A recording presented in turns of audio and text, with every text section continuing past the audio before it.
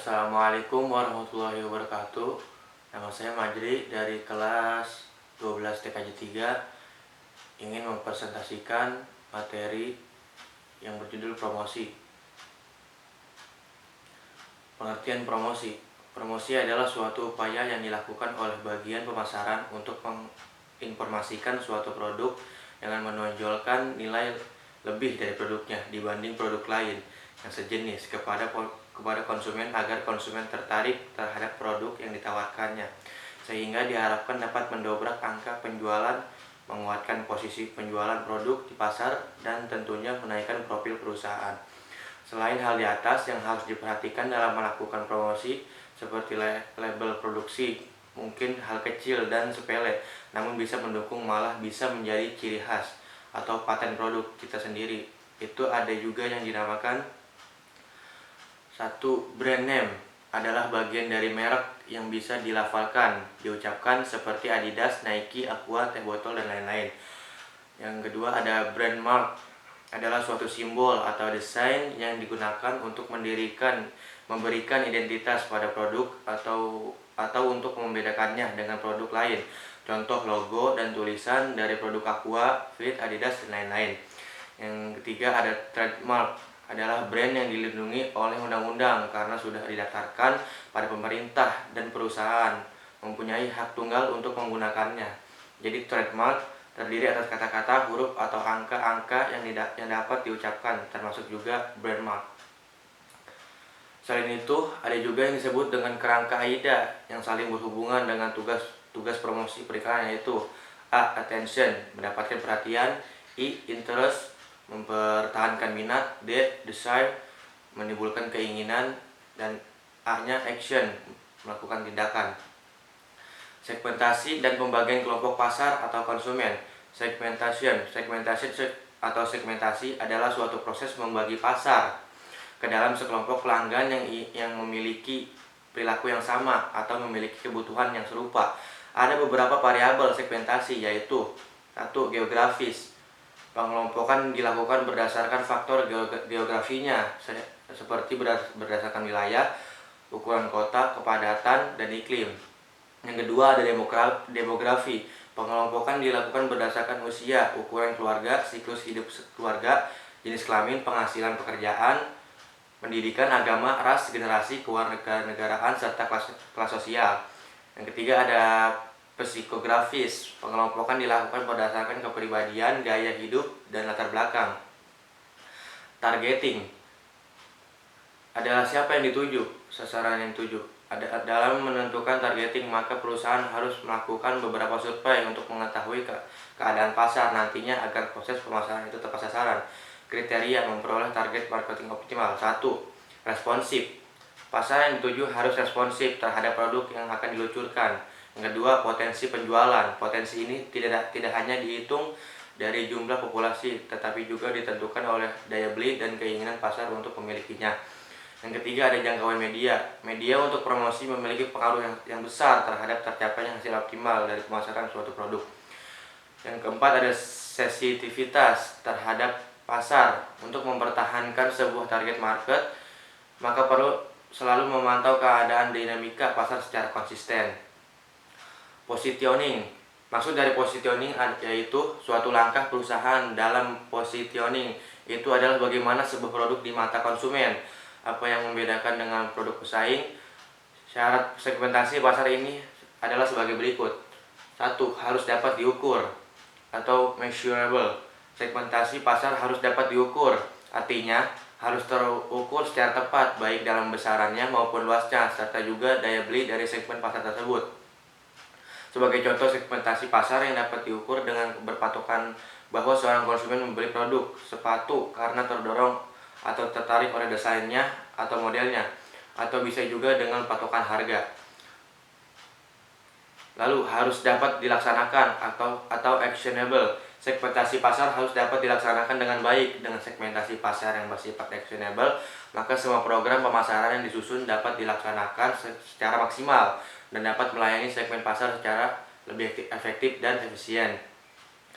Lalu harus dapat dicapai atau accessible. Segmentasi pasar harus dapat dicapai dengan baik. Segmentasi pasar yang telah ditentukan oleh suatu perusahaan haruslah dapat dijadikan sebagai pasar sasaran atau target market yang benar-benar potensial. Lalu harus cukup luas atau substansial. Segmentasi pasar harus cukup luas meski segmentasi pasar bertujuan untuk lebih mempersempit kelompok target pasar, tapi tetap harus cukup luas. Dengan demikian dapat lebih menguntungkan perusahaan jika segmen pasar tersebut dilayani perusahaan. Tujuan promosi. Tujuan promosi 1. Menyebarkan informasi produk kepada target pasar potensial. 2. Untuk mendapatkan kenaikan penjualan dan profit. 3. Untuk mendapatkan pelanggan baru dan menjaga kesetiaan pelanggan. Keempat, untuk menjaga kestabilan penjualan ketika terjadi lesu pasar. Kelima, membedakan serta mengunggulkan produk dibanding produk pesaing. Keenam, membentuk citra produk di mata konsumen sesuai dengan yang diinginkan. Fungsi promosi. Menurut Supardili, fungsi dari promosi adalah sebagai berikut. 1. Fungsi pengenalan. Fungsi pengenalan. Tujuan dari promosi yaitu agar produk yang hendak dijual bisa diketahui oleh masyarakat. Biasanya produk dipromosikan hanya berisi informasi dasar. Contohnya adalah informasi merek, harga produk, keunggulan produk yang dipromosikan dibanding dengan produk lain. Kedua, fungsi penawaran. Seorang konsumen bukan hanya diajak untuk mengetahui informasi dari produk atau jasa yang ditawarkan, tetapi juga menawarkan pada konsumen supaya mengambil suatu keputusan untuk tergerak membeli. Misalnya, untuk pembeli 100 pertama akan memperoleh potongan harga atau diskon sebesar 25% dan gratis souvenir, dompet, atau aksesoris. 3. Fungsi penjagaan konsumen. Pada fungsi ini lebih menekankan pada kuantitas transaksi dan bukan kuantitas jumlah konsumen. Yang lebih penting dilakukan yaitu menyediakan pelayanan atau konsumen tetap setia pada produk, misalnya yaitu promosi hanya member only di bisnis tertentu seperti MLM dan lain sebagainya. Keempat, fungsi perbaikan. Di fungsi perbaikan promosi yaitu untuk melakukan perbaikan kesalahan yang pernah dilakukan oleh baik oleh pemilik produk atau tim perusahaan. Bisa disebut juga dengan sebagai permintaan maaf dan produsen terhadap konsumen. Misalnya adalah ketika ada yang menjual buku cara budidaya jamur tiram yang dilengkapi dengan CD tutorialnya, tetapi pada kenyataannya penulis tersebut lupa untuk memasukkan CD di dalam buku. Sebagai permintaan maaf, maka penulis akan memberikan CD tutorial tersebut ditambah dengan souvenir terhadap pembeli. Jenis-jenis produk, jenis-jenis promosi. Melakukan aktivitas promosi pada beberapa variabel yang terdapat di dalamnya, dan variabel-variabel tersebut harus digabungkan dan sesuai dengan keperluan dan kemampuan perusahaan. Kombinasi variabel-variabel promosi tersebut dinyatakan dengan bauran promosi atau promotional mix. Adapun jenis-jenis promosi yang ada saat ini adalah sebagai berikut. A. Advertasi atau periklanan. Menurut jenis media yang dipakai, periklanan bisa dibedakan menjadi advertansi cetak, contohnya koran, majalah, dan lain sebagainya. Advertansi elektronika seperti website, blog, radio, televisi, dan lain sebagainya. Pengiriman langsung adalah barang cetakan yang dikirim langsung dengan memakai jasa pos pada target.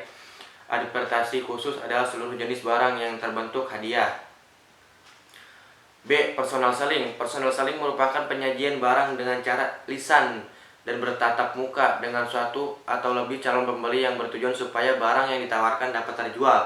Hal ini tujuannya pada produk yang sifat pembelinya sekali-kali atau mempunyai nilai per unit yang tinggi, atau yang didesain dengan kebutuhan khusus dengan memberikan program supaya dapat menjadikan konsumen percaya kemudian melakukan pembelian. B. Sales promotion. Sales promotion yaitu salah satu jenis promosi yang dilakukan untuk merangsang barang perusahaan dibeli, yang termasuk alat-alat yang dipakai dalam sales promosi. Diantaranya adalah sampel atau contoh, kuponan atau voucher, premi, paket harga, tawaran, dan promosi dagang yaitu penawaran yang disediakan dalam bentuk potongan harga dalam rentang waktu yang sudah ditentukan. D. Publicity. Publicity merupakan usaha pendekatan terhadap masyarakat supaya lebih dikenal oleh masyarakat, misalnya jumpa pers, publikasi produk, bimbingan terhadap masyarakat, dan lain sebagainya. Manfaat promosi. Manfaat promosi adanya promosi suatu barang dan jasa memiliki manfaat diantaranya agar tahu produk yang menjadi keinginan dan kebutuhan konsumen, agar tahu tingkat kebutuhan konsumen terhadap produk, agar tahu cara mengenal dan menyampaikan produk sehingga sampai ke konsumen, agar tahu harga yang sesuai dengan keadaan pasar, agar tahu strategi promosi yang tepat terhadap calon konsumen, agar tahu kondisi persaingan pasar dan bagaimana mengatasi hal tersebut untuk membuat image produk. Contoh promosi berikut ini adalah beberapa contoh promosi. 1. Perusahaan A memasang iklan di TV untuk produk terbarunya.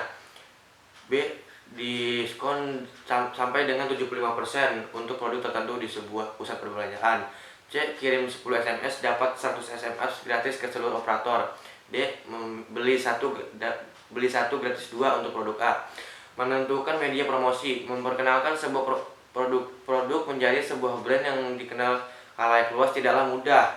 Diperlukan sebuah strategi. Promosi adalah media yang paling tepat untuk membuat suksesnya penjualan. Tidak ada promosi, produsen tidak mungkin mengenal brand dari produk yang akan dipasarkan.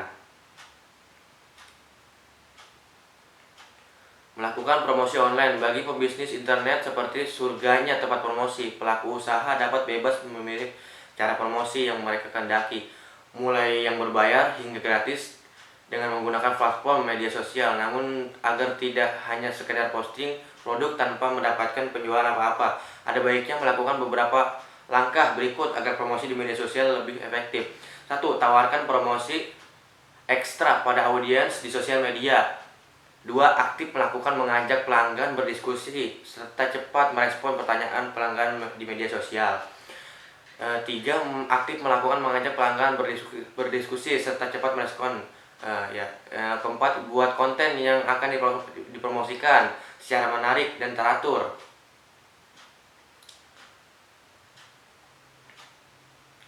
Gunakan data konsumen untuk promosi. Tujuan mengumpulkan data konsumen adalah agar dapat memberikan promosi atau penawaran terbaru dari brand yang dipasarkan langsung konsumen dengan menggunakan platform email dan messengers. Dengan mengontak langsung pelanggan, maka promosi tidak akan menjadi sia-sia sehingga besar kemungkinan terjadinya pembelian. Tidak hanya promosi, cara ini juga dapat Anda gunakan untuk menjalin hubungan baik dengan para pelanggan. Caranya dengan tidak hanya terus mengirimkan share promosi, namun sesekali memberikan ucapan selamat ulang tahun atau selamat hari raya pada momen-momen tertentu. Pertimbangan penentuan media tersebut berdasarkan 1. Jenis dan karakter produk yang dipasarkan serta perilaku audiens. 2. Program promosi pesaing. 3. Pilihan media berdasarkan produk. 4. Pilihan media berdasarkan pesaing. 5. Evaluasi berbasis standar promosi. Lalu ada evaluasi berbasis pola efek pengaruh, dan yang terakhir evaluasi berbasis metodologi. Sekian presentasi materi pelajaran PKK yaitu promosi dari saya.